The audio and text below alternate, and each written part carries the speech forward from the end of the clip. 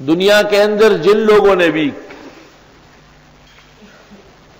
یہود کا قرب پایا ہے ان سے متاثر ہوئے ہیں، انہوں نے یہی کام کیا ہے۔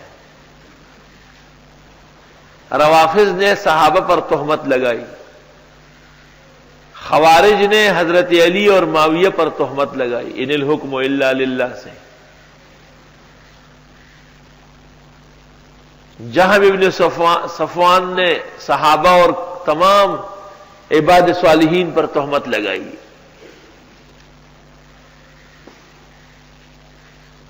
زمانہ حال کے غیر مقلد امام ابو حنیفہ اور ان کے مذہب پر قسم قسم کی تہمتیں لگاتے ہیں۔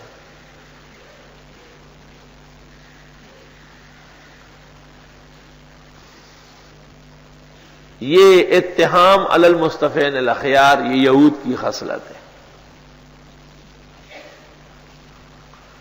اس لیے شریعت میں تہام کی سزا بڑی سخت ہے، قاذف کی، یہاں تک کہ اس کو 80 کوڑے لگائے جاتے ہیں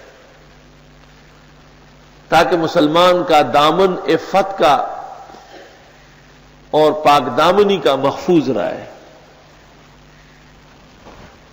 کسی شخص نے اپنی بیوی پر تہمت لگائی، اس کو سزا ملتی لعان کی صورت میں۔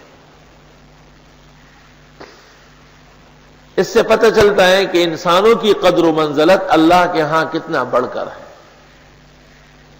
ایک خاوند کو حق نہیں ہے کہ وہ بیوی کو متہم کرے، ایک بیوی کو حق نہیں ہے کہ وہ خاوند پر تہمت لگائے۔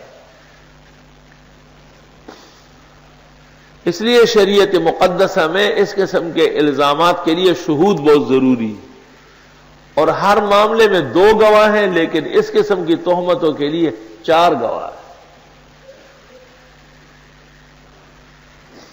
تاکہ لوگوں کی عزت محفوظ رہے، اور یہ اسلام کا دائرہ اخلاق ہے۔